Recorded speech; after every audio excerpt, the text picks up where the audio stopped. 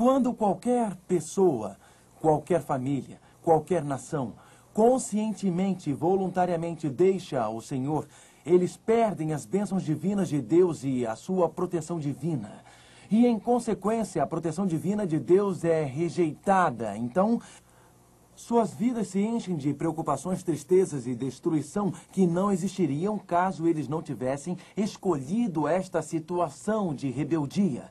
Deus é tão amoroso que Ele não pode provocar as preocupações e tristezas.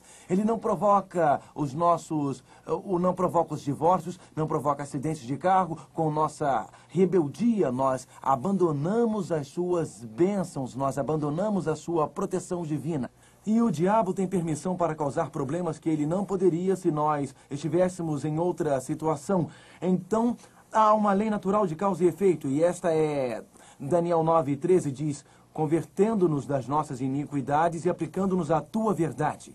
Algumas vezes Deus nos ensina através do sofrimento o que nós não aprenderíamos em momentos de alegria. A história de Israel é a história de uma nação que Deus ensinou através de um grande sofrimento por causa da sua rebeldia. Eu não sei quanto a vocês, mas eu quero que a minha família seja obediente e fiel a Deus, para não precisar passar por alguns difíceis problemas que seriam necessários para levar as nossas mentes e corações de volta a Deus. Alguém disse que nós só olhamos para cima quando estamos lá embaixo. Eu espero que sejamos sábios, porque a Bíblia diz, aquele que tem ouvidos ouça e aprenda. A Bíblia diz estas coisas, a nação de Israel, o cativeiro, a prisão, o sofrimento e o desapontamento, foram as coisas escritas como exemplos para nós, para os quais o fim do mundo virá, para que nós tenhamos esperança. Eu prefiro aprender quando Deus me dá um gentil toque nos ombros e responder ao seu amor, do que continuar rejeitando a sua voz e virando as costas para o seu toque. Aprendendo com sofrimento quando eu poderia ter aprendido com alegria. E vocês, amigos? Daniel continua com a profecia. Em Daniel capítulo 9, verso 21, Daniel está orando e Daniel está muito preocupado sobre quando o seu povo sairá de Babilônia, que mais tarde seria derrotada pela Medo-Persa, e voltará para Jerusalém para reconstruir o santuário de Deus. Daniel estava preocupado. Nós estamos presos, estamos em cativeiro e nós precisamos sair da Babilônia. Então ele orou para que os 70 anos de cativeiro terminassem e eles pudessem então voltar para Jerusalém para adorar a Deus. Enquanto ele orava, o anjo Gabriel veio e disse, Daniel, eu responderei a sua oração de uma forma muito mais ampla. Eu lhe mostrarei quando o povo de Deus deixará o mundo e quando a verdade sobre a adoração no verdadeiro santuário celeste será revelada. A verdade sobre Jesus, o Cordeiro de Deus, a verdade sobre Jesus, o nosso sacerdote, a verdade sobre a lei de Jesus e a obediência. Eu quero lhe mostrar alguma coisa, Daniel, não sobre o santuário terrestre e a restauração da adoração para os judeus, mas eu quero lhe contar sobre o fim do tempo, quando a verdadeira adoração será restaurada no mundo antes da volta de Jesus. Deus respondeu à oração de Daniel de uma maneira mais ampla, maior, de uma maneira muito mais significante do que Daniel poderia ter imaginado. Peguem suas Bíblias e abram em Daniel capítulo 9, verso 21. Falando ainda na oração, quando o homem Gabriel que eu tinha presenciado na minha visão ao princípio. Mas afinal, que visão é esta? A visão de Daniel 8. Veio, pois, para perto de onde eu estava. Ao chegar ele, fiquei amedrontado e prostrei-me com o rosto em terra. Mas ele me disse, entende, filho do homem, pois esta visão se refere ao tempo do fim. Então, Gabriel veio e disse a Daniel, e ele disse, Daniel, agora sai para fazer-te entender o sentido. Que coisa maravilhosa. Daniel não tinha entendido a visão no final do capítulo 8? Lembram-se que em Daniel capítulo 8, verso 17, o anjo Gabriel disse, entende, filho do homem, pois esta visão se refere ao tempo do fim. A visão dos 2.300 dias, a visão da purificação do santuário, segundo o anjo Gabriel, referia-se ao final dos tempos. Algumas pessoas e mesmo alguns estudantes da Bíblia dizem que os 2.300 dias têm a ver com os dias depois de Daniel e que o pequeno chifre em Daniel capítulo 8 tem a ver com alguns eventos históricos que aconteceriam antes de Jesus, mas o que as suas Bíblias dizem?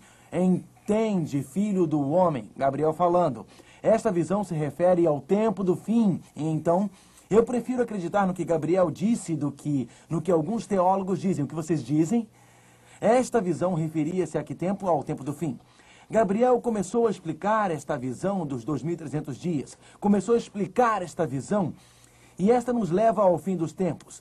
E enquanto ele explicava, ele explicou o cordeiro, Medo-Pérsia. Ele explicou o bode, Grécia. Ele explicou o pequeno chifre, Roma pagã. Ele falou sobre o poder que estabeleceria seu sacerdote terrestre, que mudaria a lei de Deus. Um poder que surgiria em Roma. E daí ele estava pronto para explicar o tempo da purificação do santuário. E então, o que acontece? Enquanto Gabriel está explicando a visão para Daniel. Daniel 8, verso 27. Leiam comigo, por favor. Estas são as palavras de Daniel. Espantava-me com a visão, e não havia quem a entendesse. O último verso em Daniel capítulo 8, Daniel disse: eu, Daniel, enfraqueci e estive enfermo. Espantava-me com a visão e não havia quem entendesse. Quem estava explicando a visão para Daniel? Quem estava fazendo isso? Digam-me. Gabriel. E enquanto Gabriel estava explicando para Daniel o que acontece com Daniel, ele o quê? Desmaiou. E Daniel entendeu a visão no fim do capítulo 8. Entendeu sim ou não? Não, nem mesmo Daniel entendeu. Então Daniel, no capítulo 9, Daniel está orando e ele está pensando sobre o cativeiro de Israel e ele está orando para que Deus o ajude a entender o mistério sobre os judeus, o seu cativeiro e a purificação do santuário, e ele não entendeu os 2.300 dias, nem o que está acontecendo. Verso 22. O anjo Gabriel voltou a Daniel durante a sua oração, e ele diz, e isso é Daniel 9, verso 22.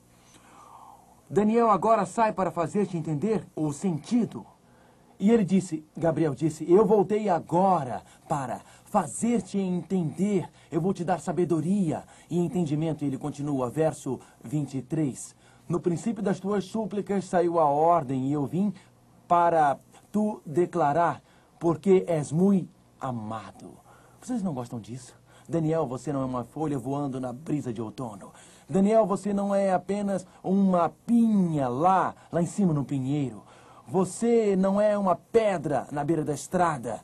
Você não é uma latinha de Pepsi ou Coca que foi amassada por algum caminhão lá na estrada. Você não é só pele cobrindo ossos. Você não é uma ameba qualquer. Daniel, você é muito amado. De joelhos nós oramos. De joelhos procuramos a Deus. E Deus sussurra gentilmente em nossos ouvidos.